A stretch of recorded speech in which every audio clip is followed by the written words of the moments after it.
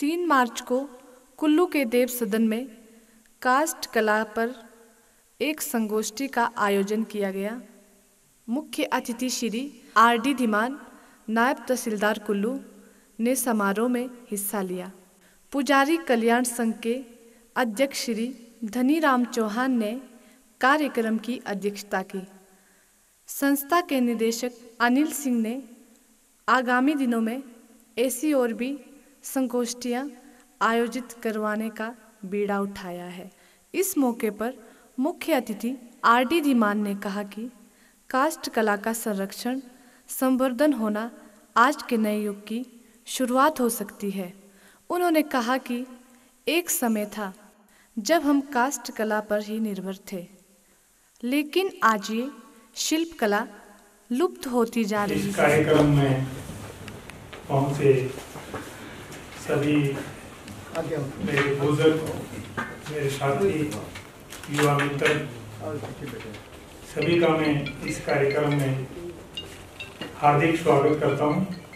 मेरा नाम अनिल सिंह है और मैं मल्टीविजन फाउंडेशन से पिछले 20 साल से जुड़ा हूं। मल्टीविजन फाउंडेशन एक राष्ट्रीय स्तर का संगठन है जो ministry of culture, government of India, ministry of social justice, ministry of women and child, ministry of textile और अन्य एजुकेशन, हेल्थ, बहुत सारे क्षेत्रों में कार्यरत है। अभी वर्तमान में हम कई वर्षों से अलेव न्यू मनाली में स्थित हमारा कार्यालय है और कुल्लू क्षेत्र में हम काम करते हैं। स्पेसिफिक हिमालयन हेरिटेज के ऊपर हम काम कर रहे हैं। उसी के संदर्भ में संस्था इस वर्ष वुड कार्विंग, जो हमारी जो ट्रेडिशनल वुड कार्विंग है, उसको के संवर्धन और विकास के लिए और जनमानस में उसके प्रति जागरूकता पैदा करने के लिए इस कार्य में लगे हुए हैं।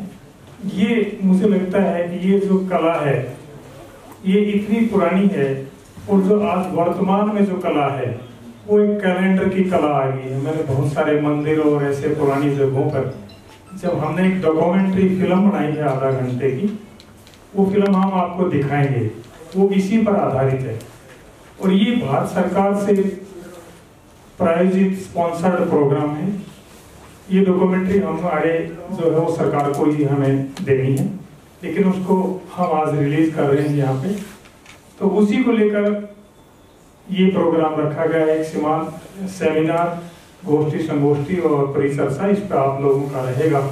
अपने अपने तरीके से उसको हम कैसे संरक्षित कर सकते हैं, कैसे संवर्धन कर सकते हैं, कैसे उसका स्किल डेवलपमेंट यूटिलाइजेशन हो सकता है। मैं बहुत ज्यादा विद्वान तो नहीं हूं इन विषयों में, लेकिन एक संस्था में होने के नाते मैं विभिन्न तरह के विषयों पर काम करता रहता हूं और कर रहा हूं।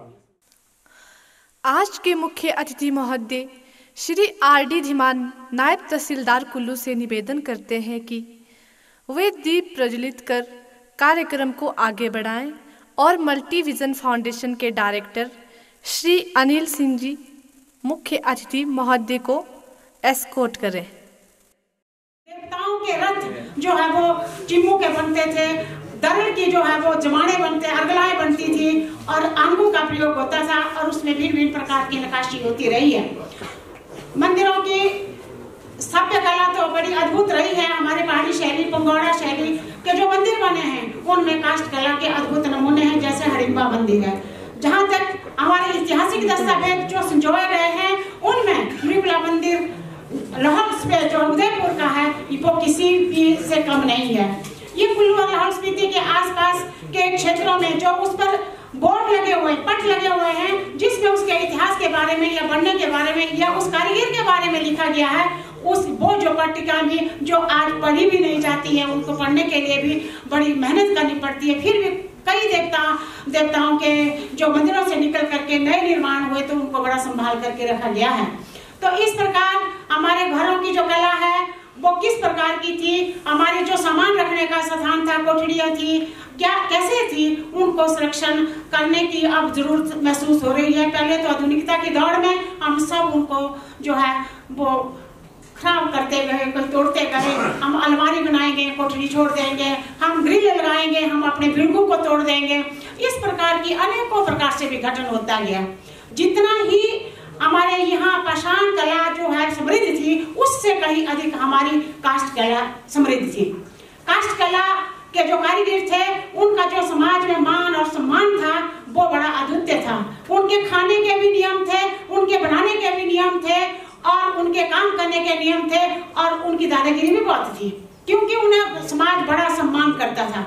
हमारी तकली, हमारा जो है डोइडी है, कड़ोशू है, इस तरह की अनेकों चीजें हैं जो हमारे समाज से अब लुप्त होने जा रही है। बहुत कम मिल रहा है, घरों में मिलती है, लेकिन अब उन्हें याद आ रहा, पुराने घरों को भी ठीक करने लग गए हैं। वो जमाना नक्काशी का इस प्रकार का नहीं था कि हम जो है वो मशीनों से करते थे। आज तो मशीनों से लकड़ियों के अनेकों प्रकार की नक्काशियां हो रही है, लेकिन वो हाथ से करते थे। अगर एक मकान में नीचे पत्थर वाला जो मिस्त्री है वो कुर्सी बनाता था, लेकिन ऊपर लकड़ी वाला जो है उस पिलर के ऊपर वो जो बकरे बनाता था। तो इस तरह की बहुत बड़ा हमारी जो धरोहर है उसको बहुत ज्यादा क्षति पहुंची है। एडवोकेट ललित ठाकुर जी को हमारे आयोजक महोदय सम्मानित करेंगे। धन्यवाद महोदय।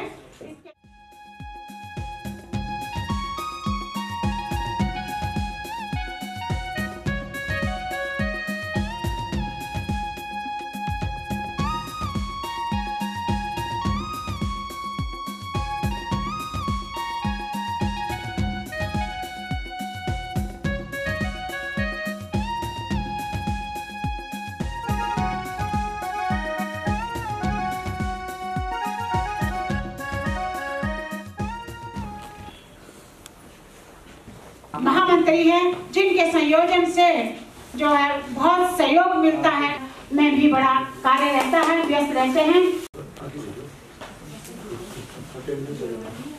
मंडलाधिकारी श्री चेतन ठाकुर जी हमारे बीच पधारे हैं, तो मेरा निवेदन है कि हमारे आज के मुख्य अतिथि उन्हें सम्मानित करेंगे। चेतन जी, कलाकारों को तभी दिशा मिलेगी जब वन विभाग की और आकार में काष्ठ कार्य प्रचुर मात्रा में उपलब्ध है। लकड़ी की नक्काशी में उपयोग की जाने वाली काश्तकारी में पहाड़ों में काष्ठ कला प्राचीन समय से चली आ रही परंपरा है। हिमालयी क्षेत्रों में इस कला का प्रारंभ लगभग 7वीं शताब्दी से माना जाता है। मुख्यतः देवालयों और राजकीय भवनों में काष्ठ कला का बाहुल्य पाया गया है। काष्ठ कला अर्थात वनों से लाई गई चिकनी व तैलीय लकड़ियों पर सिद्धहस्त कारीगरों द्वारा उकेरी गई विभिन्न आकृतियों से है, जो अधिकतर धार्मिक और सामाजिक रीति रिवाजों को प्रदर्शित करती है।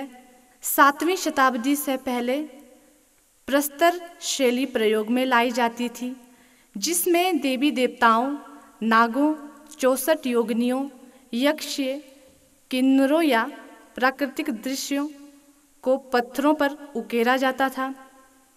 अधिकतर नदियों के आसपास से लाए गए बालू पत्थरों पर नक्काशी की जाती थी, लेकिन चंबा के राजाओं ने 7वीं-8वीं शताब्दी में दियार, अखरोट, खरस, रेउश आदि लकड़ियों में नक्काशी का कार्य आरंभ करवाया, जिसमें मेरू बर्मन का नाम प्रमुखता से लिया जाता है।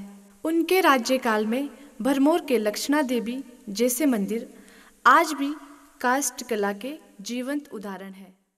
कुल्लू क्षेत्र में लकड़ी के मंदिर पेगोड़ा शैली में बनाए जाते हैं। अन्य शैलियाँ भी प्रचलन में थी, लेकिन मनाली ढूंगरी स्थित माता हिडिंबा मंदिर पेगोड़ा शैली के प्रसिद्ध मंदिरों में प्रमुख हैं। इस मंदिर के अलावा कमांद का पराशर ऋषि मंदिर, खोकन का आदि ब्रह्मा मंदिर, दियार का त्रिजुगी नारायण प्रमुख है।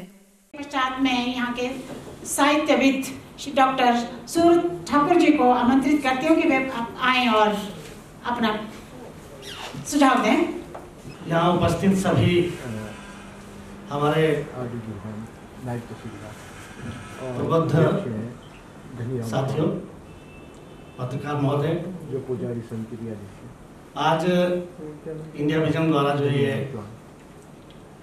कास्ट कला पर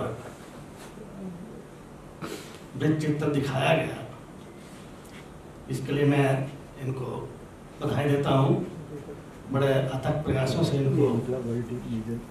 इन्होंने इसको बनाया है। और कुछ बातें जो कास्ट कला पर बहुत जरूरी हैं कि एक समय था कि हम हर काम कास्ट कला पर ही करते थे। कास्ट यानी लकड़ी हमारे जीवन का एक अभिन्न अंग था। पैदा होने से लेकर मरने तक आज भी लकड़ी का प्रयोग किया जाता है। जैसे कि चेतन जी ने कहा कि उस समय आबादी कम थी, जंगल ज्यादा थे, पेड़ अधिक थे, और इसलिए हम आसानी से अपने घरों को काठ कोण स्टाइल में या दूसरी विधाओं में उसका बहुत ज़्यादा प्रयोग करते थे। परंतु आज जनसंख्या बढ़ गई, पेड़ खत्म हो गए, नए लगे नहीं। मुझे याद है 1961-62 में जब गुलाबा में पेड़ काटे गए थे, उसके बाद आज कितने साल हो गए, 60 साल हो गए, लगभग 60 से ऊपर। वहां पेड़ लगाए गए परंतु वो उतने पनप नहीं सके। अभी भी कोशिश की जा रही है, परंतु देहात के पेड़ बड़े धीमी गति से बढ़ रहे हैं। तो हम इसी से अंदाजा लगा सकते हैं कि आज हम एक पेड़ लगाते हैं तो 100 साल बाद वो हमको काटने योग्य होता है, प्रयोग करने योग्य होता है। खैर, ये चिंतनीय विषय है। कास्ट कला हमारे घर से शुरू होती, खुड से लेकर के। खुड में जब हमारे एक समय में बच्चा पैदा होता था, काठड़े में उसको नहलाया जाता था, फिर माँ को और बच्चे को ऊपर मेन कमरे में लाया जाता था, और वहाँ भी कास्ट की लकड़ी से जो हम बाड़ी बनाते थे उसको उस पशुता को खिलाते रहे। यानी कि इतना महत्वपूर्ण रोल रहा है कि जन्म से लेकर आगे हर पग पर। और जहाँ तक घरों की कास्ट कृति का सवाल है, कास्ट कृतियाँ जो हमारे कास्ट शिल्पी रहे हैं वो आज भी बना रहे हैं, और पुराने भी बने हुए हैं। और बीच में एक दौर ऐसा भी आया था, लोगों में चेतना नहीं थी, लोगों ने उन कास्ट कृतियों पर रंग लगाने शुरू कर दिए, काले नीले सफेद जैसे जैसे रंग लगाना शुरू किया कि हम तो मॉडर्न हो गए, मंदिर को मॉडर्न बना रहे हैं। परंतु फिर मैं इसके लिए भाषा विभाग की बड़ी सराहना करता हूँ कि भाषा विभाग ने एक मुहिम चलाई। इन्होंने जब मंदिरों को अनुदान देना शुरू किया, लोगों में समझ आ गई कि कास्ट कला का जो मौलिक स्वरूप है वो रहना चाहिए। और आज हम देख रहे हैं कि जो मंदिर बच गए हैं, जैसे डिम्बा का मंदिर है, कमांद का मंदिर है, खोखंड का मंदिर है, दियार का मंदिर है, या हम ऊपर देखते हैं उदयपुर में निकुला देवी का मंदिर, जहाँ की पूरी रामायण, पूरी महाभारत या 10 अवतार जो हमारे भारतीय संस्कृति में आते हैं, सारे उसमें उकेरे गए और मौलिक रूप में विद्यमान है। ये जागरूकता का सवाल है, और जागरूक होने के साथ साथ बीच में हमने एक दौर ऐसा भी देखा कि लोग जब नए मंदिर बनाते रहे, नए मंदिरों को सीमेंट से बनाते रहे, उसमें मार्बल लगाते रहे, संगमरमर लगाते रहे, और उस मंदिर की जो ऐतिहासिकता वो उसकी खत्म होती जाएगी। परंतु आज फिर पिछले 15-20 सालों से हम देख रहे हैं, जो भी मंदिर दोबारा बनाया जा रहा है या जिसका जीर्णोद्धार हो रहा है, वहाँ कास्ट कृति का काम लगातार निरंतर हो रहा है, और बड़े शौक से कर रहे हैं लोग। हम कहीं भी जाते हैं, हिमाचल में कहीं भी जाइए आप, विशेष करके जो थाची के जो कलाकार हैं, थाची क्षेत्र कलाकार हैं, कास्ट कलाकार हैं, वो उन मंदिरों के पहले ही ठेके लेते हैं, और पूरे जो पुरातन पद्धति थी हमारी मंदिरों में निकाशी की, वो आज भी जीवित है और उसको जीवित कर रहे हैं। ये एक बड़ी अच्छी बात है। इसके साथ साथ घरों में, जैसे कि रामला जी कह रही थी कि वो डाठे कोठरियाँ वो सब खत्म हो गए। ये समय की मांग है, वो जरूरी भी है कि उनको खत्म होना ही पड़ेगा, क्योंकि वनों को भी बचाना है। अगर हम आज वनों को बचाते हुए उसकी जगह कोई उसका अल्टरनेटिव यूज करते हैं तो वो बहुत जरूरी भी है। मैं सिर्फ इतना कहना चाहूँगा कि साहित्यिक क्षेत्र से, साहित्यिक विधाओं में, क्योंकि मैं साहित्यकार राम लेखक हूँ, संस्कृति कर्मी हूँ, हम लोग साहित्य में इन चीज़ों को हमेशा पुष्ट करते रहे हैं, उसका संरक्षण करते रहे हैं, संवर्धन करते रहे हैं और दुनिया के सामने लाते रहे हैं। और यही एकमात्र साधन रहेगा कि जो हमारे मंदिर हैं, घर हैं, पुरानी कृतियां हैं, जो म्यूजियम भाषा विभाग या भारत सरकार म्यूजियम में इन चीज़ों को रखती है, वही हमारे लिए एक आने वाली पीढ़ी के लिए, आने वाले समय के लिए एक उत्कृष्ट इतिहास की गाथा होगा। और तभी हम इस कृति को पुरातन से लेकर के आज तक उसको समझ सकते हैं। शुरू में जब हम मंदिरों का इतिहास देखते हैं, कुल्लू में ढलवा छत छली के मंदिर थे, जिस प्रकार के हमारे घर रहे हैं। 7वीं 8वीं शताब्दी के बाद या दूसरी तीसरी शताब्दी से लेकर 12वीं शताब्दी तक नागर शैली आई, जिसको शिखर शैली के मंदिर कुल्लू में बहुत से लोग देखे हैं। नगर में है, जगतसुख में है, हरिपुर में है, बजौरा में है। परंतु 12वीं शताब्दी के बाद एक शैली आई यहाँ, पैगोडा शैली। और पैगोडा शैली ने मंदिरों को नक्काशी के हिसाब से जितना बचाया है, उतना अब तक किसी भी शैली ने नहीं बचाया। पैगोडा शैली में हर जगह नक्काशी का सुंदर तरीके से उल्लेख हुआ है, उकेरित की गई हैं, और साथ साथ हमारे धार्मिक आस्थाओं को भी पुष्ट किया है, हमारे शास्त्रों को पुष्ट किया है और हमारी संस्कृति को भी पुष्ट किया है। ये सारा श्रेय जाता है हमारी पैगोडा शैली को। और पैगोडा शैली के बाद हालांकि कोट शैली में उतनी कलाकृतियाँ नहीं हैं, वो क्योंकि वो कोट होते थे, यानी कि किलों में नक्काशी काम कम हुआ है, परंतु कुछ किलों में उसका काम भी हमने देखा है।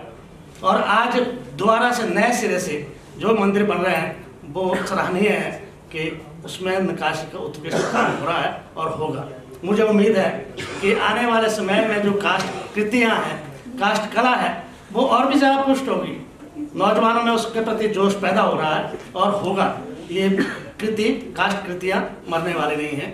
मैं इसी के साथ अपनी बाणी को ही विराम देता हूँ। धन्यवाद। वैसे तो भारत में लगभग 31 लाख सरकारी, अर्ध सरकारी और निजी सामाजिक संस्थाएं हैं। मल्टी विजन फाउंडेशन भी ऐसी ही एक अग्रणी संस्था है जो विभिन्न क्षेत्रों में राष्ट्रीय स्तर पर कार्यरत है। मल्टी विजन फाउंडेशन विशेष तौर से हिमालयी विविध कला, लोक संस्कृति और विरासत के संरक्षण, संवर्धन एवं विकास के लिए निरंतर प्रयासरत है। संस्था के निदेशक श्री अनिल सिंह के नेतृत्व में पिछले 20 सालों से प्रगति की ओर अग्रसर है। मल्टी विजन फाउंडेशन भी 1988 से अपना सामाजिक दायित्व निभा रही है।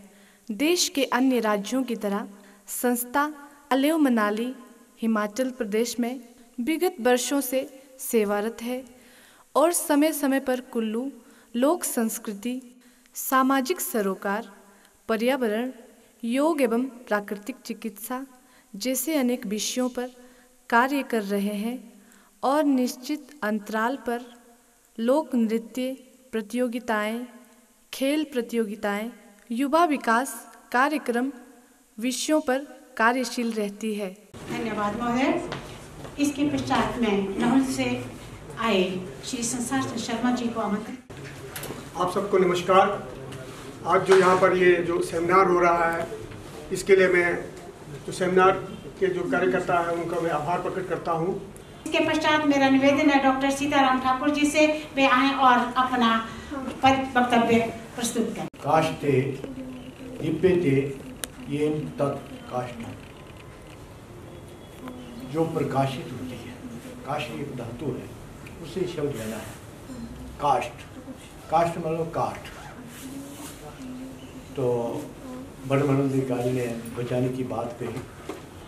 पहले भी ये जंगल बचे हैं, ऐसा नहीं है कि जंगल खत्म होंगे। हमारे पास जंगल है, वो अपने आप पनप रहा है। देखते कि जंगल है, उसको कोई काट नहीं सकता है। तो ऐसा नहीं है कि जंगल, लेकिन काष्ठ जो है हमारा, जैसे डॉक्टर साहब ने कहा कि जन्म से लेकर मरण तक उसका अस्तित्व है, उसके बिना हमारा जीवन अधूरा है। तो मल्टी विजन फाउंडेशन ने अच्छा प्रयास किया है, बहुत सुंदर प्रयास है कि इन्होंने हमारे मंदिरों को याद कर लिया है, कुछ घर भी लिए हैं। मंदिर ने जो है हमारी काष्ठ कला को बहुत कुछ बचाया है और उसको देखने में भी मिलता है। तो इतिहास को लेखकों के लिए ये मंदिर या जहाँ जहाँ काष्ठ कला हुई है उससे कुछ इतिहास को लिखने के लिए रास्ता मिलता है। इतिहास के लिए इन परंपराओं को, काष्ठ कला को भी बचाना जरूरी है। चाहे क्षत्रिय का महादेव मंदिर है, चाहे उदयपुर का मंदिर है, चाहे जगेश्वर का मंदिर है, चाहे परशुराम का मंदिर है, चाहे शेखा ऋषि का मंदिर है, चाहे बालूनाग का मंदिर है, चाहे अडिम्बा का मंदिर है, चाहे आदि ब्रह्मा का मंदिर है, इनमें बहुत सारी चीज़ें सुरक्षित हैं। लेकिन बड़ा दुखद विषय सामने आ रहा है। ये भाषा संस्कृति विभाग तो प्रयास कर रहा है कि इस कला को या जो हमारी पारंपरिक विधा है उसको बचाया जाए, या जो मंदिर जैसे हैं उन मंदिरों को वैसे ही उनका जीर्णोद्धार किया जाए। लेकिन अंधविश्वासी जिनको इतिहास का ज्ञान नहीं है उस इतिहास को मिटाने के लिए प्रयास कर रहे हैं। लेकिन जब तक समाज जागरूक नहीं होगा तब तक जो है ये मंदिर नहीं बच पाएंगे। एक मल्टी विजन फाउंडेशन प्रयास कर रही है कि ये जो परंपरा बचे, ये मंदिरों ने बहुत सारा बचाया है, लेकिन आज हम जो है उस परंपरा को बचाने के लिए तटस्थ नहीं है। जैसे ऑर्डर साज में जो है शतुरु शैली है, वो शतुरु शैली में बने हुए हैं सारे के सारे मंदिर। लेकिन अब नया जो आ रहा है वो कला नक्काशी तो कर रहे हैं, लेकिन उस विधा को बचाने में प्रयास नहीं कर रहे हैं। ऐसा समय ना आ जाए कि वो जो शतुरु शैली कहीं खत्म ना हो जाए, उसका अपनी विधा है। जैसे जगेश्वर मंदिर दिखाया आपने, वैसे दूसरे मंदिर भी वहां उसी शैली के बने हुए हैं। जब इधर की तरफ आते हैं, कुल्लू की तरफ आते हैं, तो वो पहाड़ी शैली जो है जिसमें ढलवा छत है, यही मंदिर रहे हैं। लेकिन ये जो पगौड़ा शैली है ये जापान से प्रभावित है। जापान में इस प्रकार की शैली को देखने को मिलती है सबसे पुरानी, लेकिन यहाँ भी उसका प्रभाव रहा है। जैसे शेषर में देख सकते हैं, जैसे यहाँ जो है अडिम्बा मंदिर में देख सकते हैं, या आदि ब्रह्मा खोखन के मंदिर में है। इस प्रकार की है पेगौड़ा शैली, या इसके प्राचीन का मंदिर है, इनमें जो पेगौड़ा शैली है। इस प्रकार हमारे पास जैन जी हैं, जैन की अपनी परंपरा है, इस प्रकार बौद्धों की अपनी परंपरा है। लेकिन वो जो सारा का सारा रूप जब कहीं न कहीं जो है इन नक्काशियों के माध्यम से भी हम देख सकते हैं। तो ये अच्छा प्रयास है इनका जो है विजन फाउंडेशन का, उसके लिए बधाई, धन्यवाद, जय भारत। गुरदयाल जी महासचिव पुजारी संघ आए और अपने विचार रखें। गुरदयाल जी, क्योंकि इनके ऊपर तो बहुत जिम्मेवारी है इस काष्ठ कला को बचाने की और निभाने की। आइए मुझे यहाँ पर उपस्थित सभी महानुभावों को नमस्कार। क्योंकि मैं एक को संबोधित करूँ तो समय ज़्यादा लगेगा। जहाँ तक काष्ठ कला की बात है, इसका संवर्धन की बात है, इसको कैसे हमने जीवित रखना है। यह एक बहुत बड़ी समस्या आ गई है कि जंगल को भी बचाना है और साथ में अपनी काष्ठ कला को भी बचाना है। इसमें बहुत जागरूकता की बात है, जो हम एक आम लोगों की बहुत बड़ी जिम्मेदारी है। अभी बात चलती है कि जंगल को बचाओ, फॉरेस्ट डिपार्टमेंट, जैसे अभी सर ने बात की, कई जगह शायद मैं गलत ना कहूँ, डिपार्टमेंट से बड़ी चूक हो जाती है, कोशिश करते हैं पर वो सफल नहीं हो पाते। और पर्यावरण के लिए से हमारे वहाँ पे एक फॉरेस्ट की नर्सरी लगी थी। डीएफओ साहब आए, उन्होंने एक मीटिंग कॉल की कि पर्यावरण के लिए क्या करना चाहिए। मीटिंग हो गई, बकरे बुकरे काटे गए, महफिल सज गई, और उसके बाद धरातल पर उसको कोई फर्क नहीं। तो मैंने भी वो मीटिंग अटेंड की थी।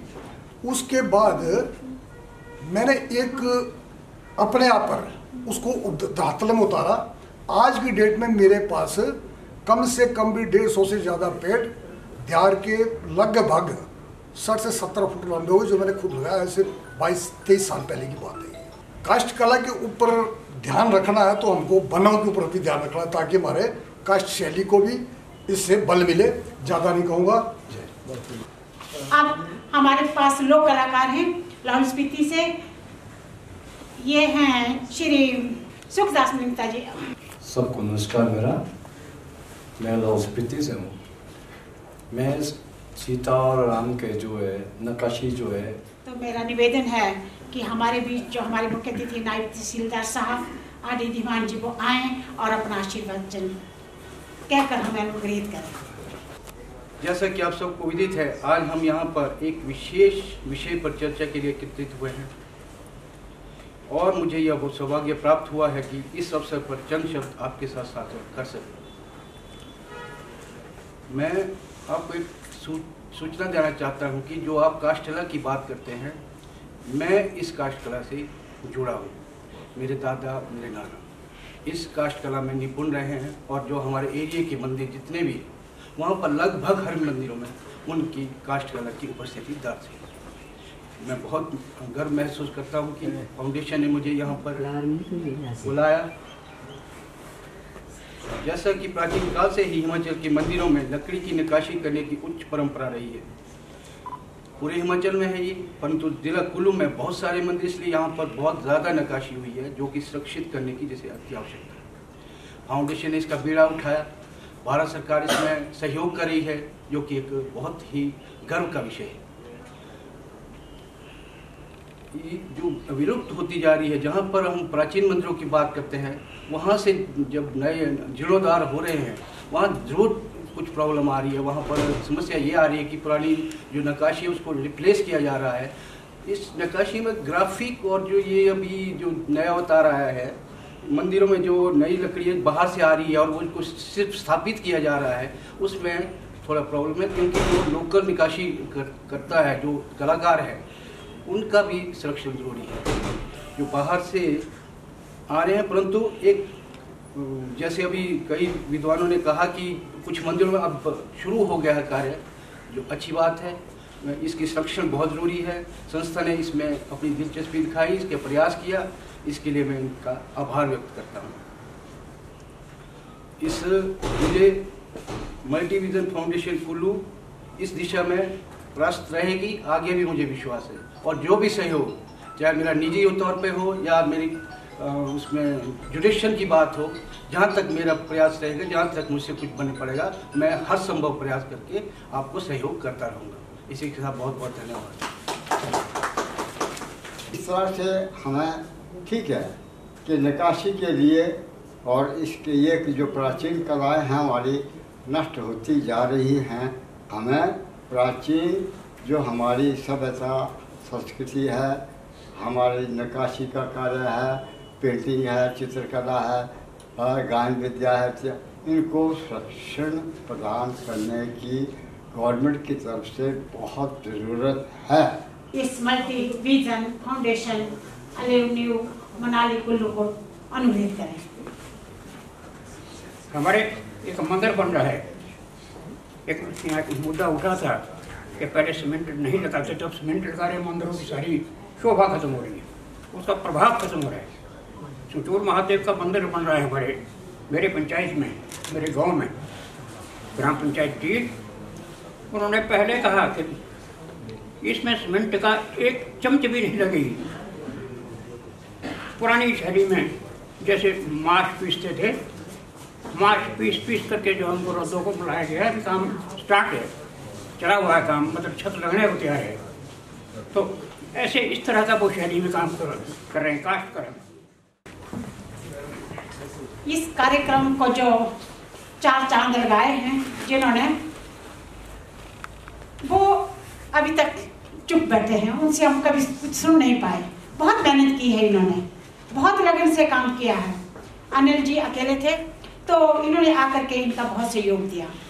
तो ये इस कार्यक्रम के संयोजक हैं, कर्मठ हैं, शिक्षाविद हैं, कलाकार हैं और अनेक विधाएं के जो है वो जानकार हैं। मेरा निवेदन है कि शमशेर सिंह जी, आपने जो इतनी मेहनत की है, इतना आपकी रुचि है, मेहनत तभी करता है आदमी जब रुचि होती है। जब रुचि होगी तो उसके अंदर उस कार्य के समर्थन के लिए कुछ ना कुछ जो है वो सोच भी होगी, कोई दिशा भी होगी। तो इसलिए मेरा निवेदन है कि शमशेर सिंह जी आए और सबको अपना जो है मधुर वचन से शिक्षित करें। नमस्कार जी, हमारे मुख्य सचिव अपने अध्यक्ष महोदय और सीताराम जी, सभी प्रबुद्ध व्यक्ति, ये हमारे जी बड़े भाई जैन जी, बड़े हमेशा किसी भी तरह की संगोष्ठी होती है पहुंचते हैं, बावजूद दर्द के चलने में इनको तकलीफ होती है फिर भी आते हैं। और अभी जो NYK की तरफ से जो आए हैं सभी स्वयंसेवी आए हैं तो उनका भी हम स्वागत करते हैं। आज हमें ये बड़ा अच्छा एग्जाम्पल मिला है कि हौसला इंसान को नहीं हारना चाहिए। अब मैं अनिल जी से ही निवेदन करूंगी कि वे आए और अपना पैगाम हमें सुनाएं। सबको मेरा नमस्कार, प्रणाम। अभी ये कार्यक्रम हमारा 11:30 बजे से हमने रखा था और मैं भारत के विभिन्न हिस्सों में घूमता रहता हूँ। ऐसे तो जैन साहब बैठे हैं, मेरी मुलाकात भी इनसे यही हुई है। जैन साहब से फोन पे कई दिनों से बात होती रही इस कार्यक्रम को लेकर के, लेकिन थोड़ा मुझे, अगर किसी को बुरा न लगे तो थोड़े मन मोदी वाली बात थोड़ा है कि मेरे मन में भी। मैं कुल्लू क्षेत्र में कई सालों से काम कर रहा हूँ, लेकिन मेरा जो अभी अनुभव जो है, जो लोगों के बीच इंटरेक्शन मेरा हुआ है, उसको समझते हुए मैंने ये देखा है कि मैं एक संस्था से भी जुड़ा हूँ, मल्टीविजन फाउंडेशन से, कि वाकई कितनी समृद्ध हमारी कला है, हमारी संस्कृति है और हमारी नक्काशी, यानी कि जो उकेरी गई है ना, उकेरना लकड़ी के ऊपर चित्र, वो चित्र ऐसे हैं, कभी कभी आपको लगेगा पता नहीं किस बेवकूफ ने बनाया, इसका तो मतलब कुछ गलत लगता है, लेकिन वो ना हमारी संस्कृति जो हम करते हैं, हमारा काम है, मैंने फील किया कि वो हमारे उसके अकॉर्डिंग बनी हुई है सर। तो उनका मतलब बताने वाले, उनका मीनिंग बताने वाले लोग नहीं है। ऐसी बहुत सारी विद्याएं हैं, बहुत सारी चीजें हैं हमारी संस्कृति के अंदर जो लुप्त इसलिए हो गई है, या तो उसने जेब में डाल ली कि मैं बताऊंगा नहीं, दूसरे को दूंगा ही नहीं और मर जाऊंगा नहीं, उसका विस्तार नहीं किया उन्होंने। ये वही मामला है।